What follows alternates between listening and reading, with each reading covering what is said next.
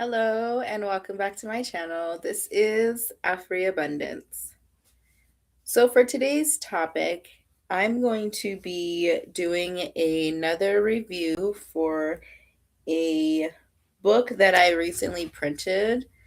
In a lot of my previous videos, I have spoke a lot about a lot of the PDF downloaded books that I have found online in regards to our ancestral history from El Kibulan, from various sources. Um, and this one is going to be in the topic of religion. So this one is called A Simplified Beginner's Guide to African Traditional Religion with the Axioms of Kemet. So I'm just going to go ahead and go through what this one is going to be talking about, how religion basically has a lot of its focal point within the African continent, within ancient Egypt, how a lot of things are still very much tied to those belief systems. So I'm definitely excited to go through this one as someone who has, as I've stated on multiple occasions, been going through a spiritual journey, learning a lot about various religions, becoming a Muslim within Islam, and just being very open to the belief systems of various societies. So I'm going to read what it states kind of down here on this first page. So it states here, African traditional religion. This is going to be a simplified go-to document that shall give the reader an overview of the pillars of African traditional religion.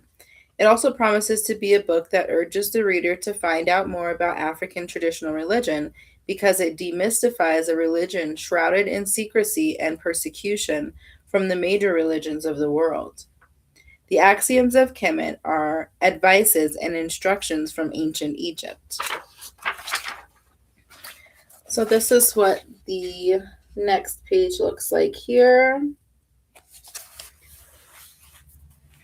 And this one was written by Kwabena Mawuli Adenyo, as you can see down here. So this first page here is going to be the table of contents, and it looks like this one is going to have, let's see,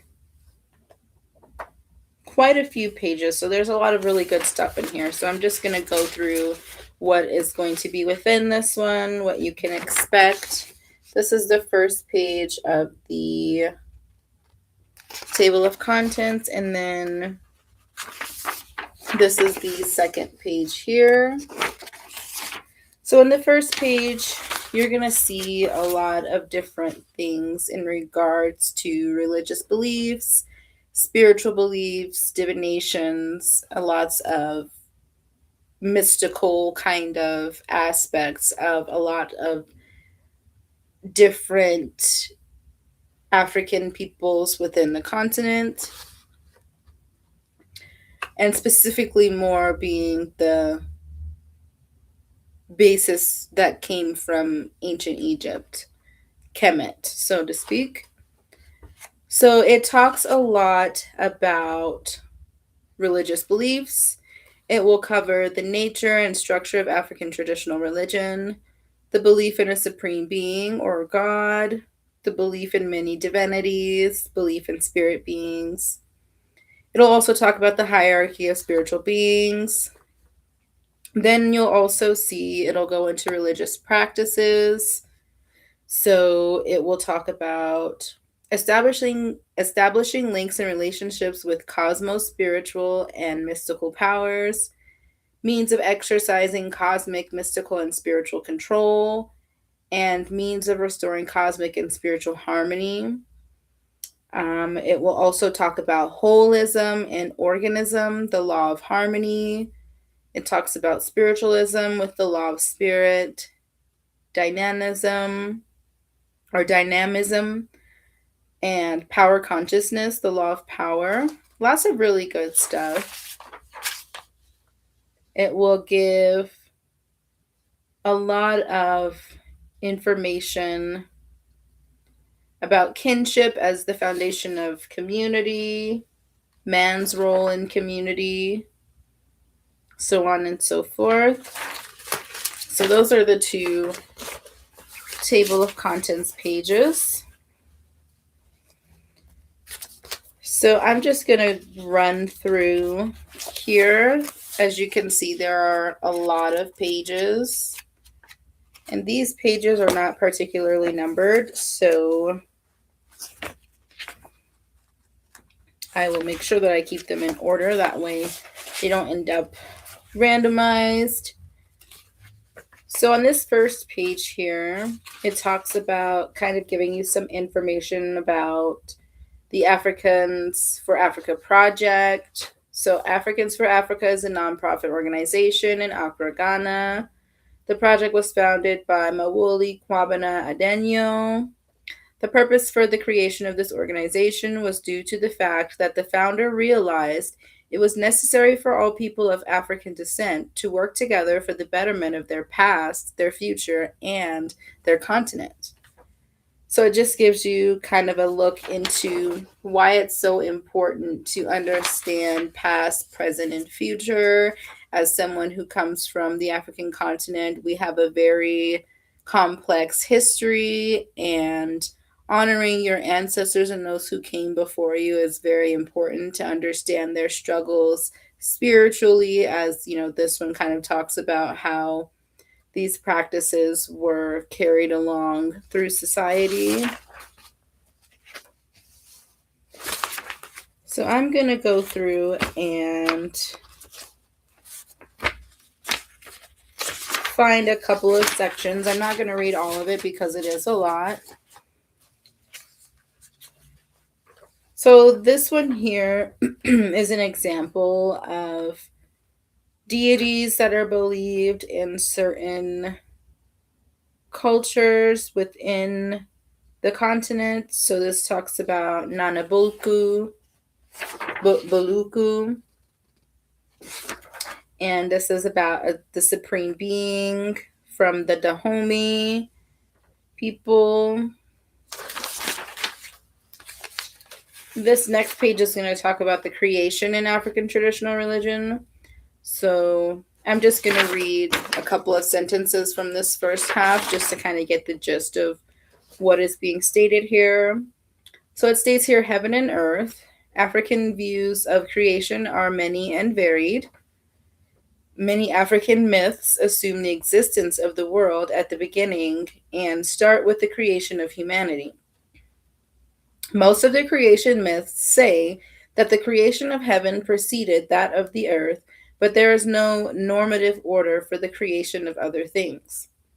The idea of a creation ex nihilo, out of nothing, is reported in at least 3 African societies, and there may possibly be others, but the idea seems to have been a rare one. So it definitely talks about different beliefs within the Gala people of Ethiopia, with their belief in the sun god, the Balezi people of Congo. It talks about different beliefs in Zambia, Central Nigeria. Lots of really good things just to understand how a lot of these belief systems were barred around the same idea of one God being the creator.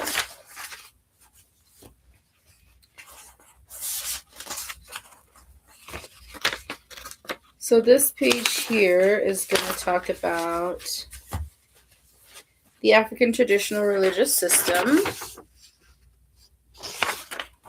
And this one's going to talk about religious beliefs. So, for example, it states here, there are 4 fundamental religious beliefs in the traditional religions, arranged in their hierarchical order from lowest to highest. So, number 1 is the belief in impersonal or mystical powers. Number 2 is the belief in spiritual beings. Number three is the belief in divinities or gods. And then the fourth is the belief in the supreme being. Then it'll also talk about the nature and structure of African traditional religion. A lot of really good information.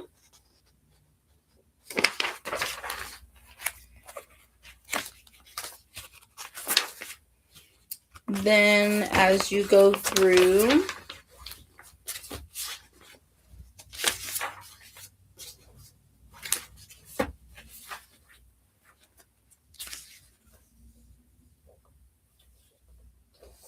so here it talks about specifically the belief in spiritual beings, but also in the previous section, it does talk a lot about the Abrahamic religions. So it talks about how a lot of those beliefs in divinities kind of made way for religions to come into these societies. So, as it states here, I'm going to read this last half of this sentence.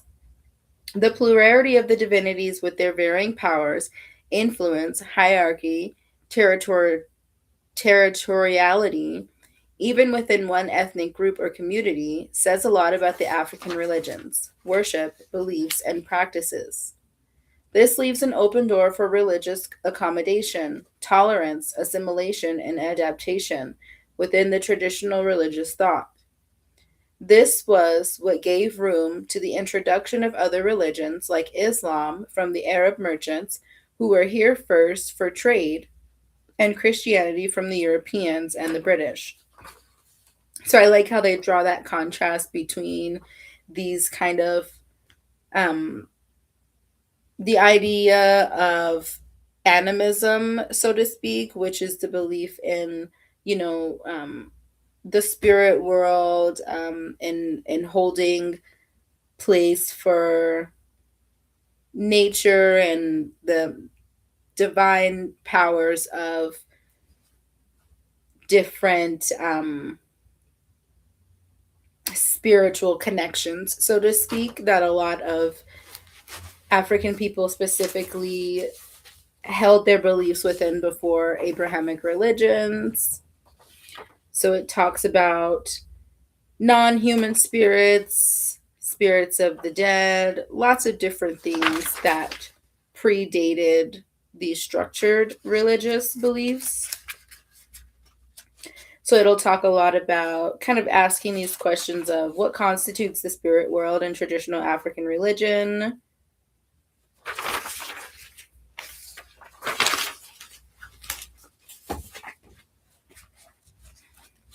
There's a lot of really good stuff in here. It's very thought provoking, especially as someone who has, like I stated on multiple occasions, who has been through a lot of different, um, you know, forms of information that talk about spirituality, how it was practiced, specifically within the African continent. I did study a lot about the Aruba healing systems and the religious concepts that come with a lot of those healing practices, such as, the contrast between the orishas and chakras within Ayurvedic medicine and spiritual beliefs within Hinduism, how a lot of these things were talking about the same belief in holism and oneness with self and spirit world. This one will talk about hierarchy of spiritual beings, religious practices. And one that I find really interesting here is the establishing links and relationships with cosmic, spiritual, and mystical powers. And I'm just going to go through and read this first paragraph because I feel like it's very important as someone who is very connected within, my interconnectivity with spirituality. I find it very helpful to stay connected to um, the divine nature of our world that was created by our God. So it says here, In his quest to establish links and relationships with cosmic, spiritual, and mystical powers and forces, man in traditional Africa has developed a variety of religious and social practices, rituals, and ceremonies as means of achieving this quest. There are two types of religious and social practices that are used in traditional Africa in order to establish links and relationships with the cosmic, spiritual, and mystical powers and forces. So the first one states here that through the means of exercising control over the world of the mystical and spiritual powers. And then the second one states here through the means of restoring cosmic and spiritual harmony and balance. Then it says here, why is it necessary for man in traditional Africa to seek to establish links in relationship with the mystical and spiritual powers and forces? And then it'll kind of state here, in the first place, what do these spirit and mystical powers have to offer man in traditional Africa? What are those spiritual and mystical powers that man is searching for? What does he use these powers for? Secondly, what are the means of establishing these links and relationships? How are these means acquired? From whom and where can these means be acquired? Do they have rules and regulations? What happens if such are broken? So I think it's a lot of really good questions to understand what is it that, we are seeking? What is it that we are looking for, and how do we know when we have acquired that divine control within the spirit world? So I think it's very interesting. So a lot of it talks about how those practices were basically achieved through incantations and powers of words, the powers of symbolism, lots of different kind of modalities that people used to invoke, so to speak, that connection with otherworldly things. So I think it's really nice to understand who our people were before religion really became a part of those societies, to understand how our ancestors connected.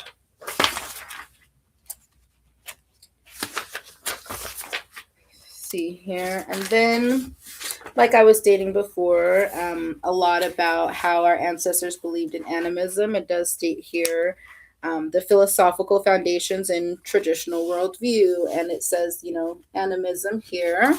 So I'm just going to read this sentence just to, give some context into that, idea of animism. We have identified four basic philosophical foundations in a traditional religious worldview. These four categories were outlined by Stein in his study of animism. It has hereby been adopted and developed into a comprehensive and coherent philosophical system and worldview, which has enhanced substantially our definition and interpretation of the African traditional religions and cultures. So, like I was kind of stating before, the belief in animism is something that a lot of tribes people believed in. They believed a lot in, the plant spirits, water spirits, inhabiting inanimate things. So that is what it kind of talks about here. Holism, organism, the law of harmony. So, harmony in nature and the communication between plants and people and animals. It's definitely something that a lot of indigenous individuals practiced before religion became the basis. So I think it's really nice to see that contrast here. So there's a lot of really good stuff here that anyone, regardless of your religious beliefs, your, understanding of the world, it's definitely, for anyone within any, religious group, having religious tolerance and, simply, in simplified terms, understanding what else is out there and kind of, doing some research into it just so you can understand yourself more and, why you believe what you believe more, definitely is helpful in grounding yourself spiritually and, within your religious belief system. What I do like here is that there's a large section here that is references and literary resources. So you'll see a lot of different books written here by Africans specifically, something I'm always looking for. Authors from the continent giving their take on what their practices were that were passed down from their grandparents and their great grandparents, and how that affected their outlook on life and how they lived their lives daily. So there's a lot of different books here. There is, some readings about, Yoruba belief, and I definitely have a lot of information and books about the Yoruba belief system, and it's a lot of really, interesting information. Lots of really good books here and authors. Then it kind of cuts this book in half, and then it goes into the axioms of Kemet and how ancient Egypt played a part in religious beliefs. So it will talk about truth and wisdom from ancient Egypt.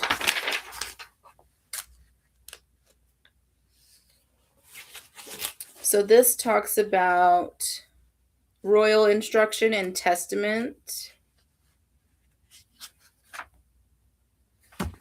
So this talks about the instruction of Merikar.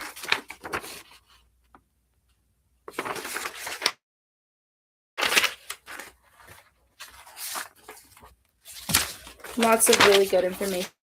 And then it talks about the instructions from Hardedev.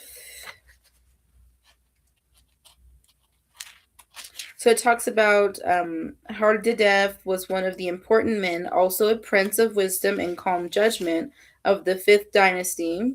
His teachings were famous in antiquity. The instruction is brief, however, it is one of the earliest preserved instructions. And it kind of gives you here, as it states, instruction. So it is a list of, things that were helpful for one to live their life based, upon. So one thing says here, which I find kind of interesting, that anyone, regardless of what you believe, can, follow in their life.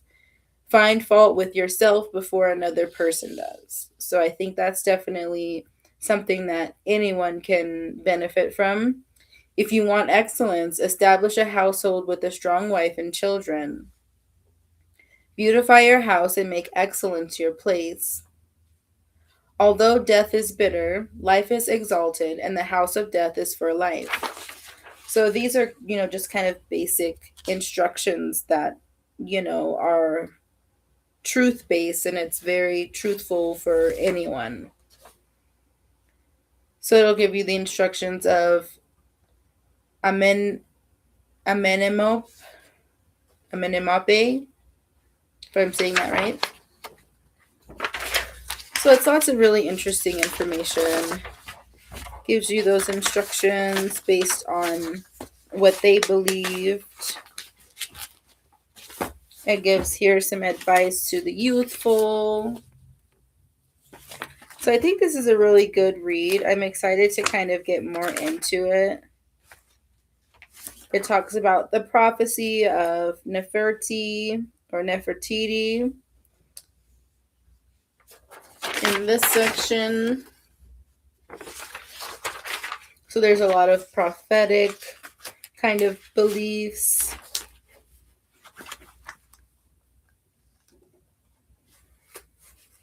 It talks about the Harper's Song, the eloquent farmer, and then it gives you some chronology of ancient Kemet. So, the kind of the time periods that certain things were occurring in chronological order. So you'll get the early period, the Old Kingdom, the first intermediate period, Middle Kingdom, second intermediate period, all the way, starting with circa 3030 and 2665 BCE. Very ancient practices that are very much predating a lot of belief systems. And then what's nice here is they give, the glossary, and it kind of has some information so you can understand what words are being used here. So understanding, that Kemet is also known as, or AKA KMT, or the Black Land, and Tameri. The ancient name of Egypt is Tameri. It talks about, understanding what Lord of the Two Lands is, and that statement is a reference to the king of Kemet who ruled in the north and south. It'll talk about Meduneter, necropolis, oracles, Osiris, what papyrus is. Lots of really good things that are good to understand. Who Ta was, the creator deity of ancient Kemet that created the universe through thought and speech. And then it gives you the bibliography as well. So this is definitely a good read that I have to add to my African studies. Like I'm always, kind of sharing here, I do have a huge binder here that, I will be expanding upon, adding, this guide here, and then also having, kind of my culture studies, medicine. I do have this one here as well, Black Africa, my Remember Who You Are Ancestry Guide, so my Mende language manual. So I have a pretty decent selection of historical tools that I will definitely be sharing through this Black History Month. I feel like going through and sharing things that are more based, predating, the American slave trade that, our history teaches a lot about. I am going to be digging a little bit deeper back, before all of these things disrupted our everyday lives, our livelihood, our spirituality, and our belief systems, and really learn how rooted, our ancestors were and how connected they were before even religion became a part of their societies. So I think it's definitely good to, learn further back into the past and kind of, understand where you may get your spiritual interconnectivity, abilities from, especially as someone who is very much into and believing in, the dream world and having interconnectedness with others, with loved ones, so on and so forth. Understanding that a lot of our ancestors had these same kind of, capabilities that they nurtured, how they nurtured it, what, what practices heightened their senses, what, kind of nullified their senses, what things did they do to keep themselves, connected and in tuned. So I think it's very important to understand that, just, paying homage to them for, what they embodied within themselves. So that's going to be it for this live. I will definitely be sharing more of these PDF downloaded books.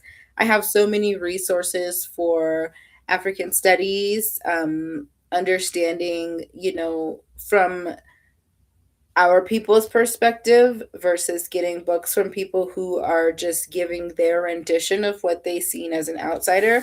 Getting books that are written by our, our people within the continent and understanding how they understood you know, their lives is definitely something that I've been delving into and understanding deeper, and really, I'm really um, excited to see this point of view and this kind of narrative switch, because you start to see the differences in what things actually meant versus what others perceived things to mean. So it's definitely something that anyone can benefit from, understanding that there's a lot of misunderstandings, misrepresentations, and um, mispronunciations, all sorts of things when it comes to our people. And I think it's important to get the story from, from the ground. So if you enjoyed this live, I would definitely appreciate 2 thumbs up if you enjoyed this content. Also, if you have any recommendations for any other African studies web tools, websites where, I can find history books, I'm always looking for, more resources. The more the merrier, just to get the most out of this learning experience that I've been on for the last couple of years. I definitely appreciate that kind of feedback. Comment and subscribe to my channel for more DIYs, recipes, and reviews. Thank you so much for watching.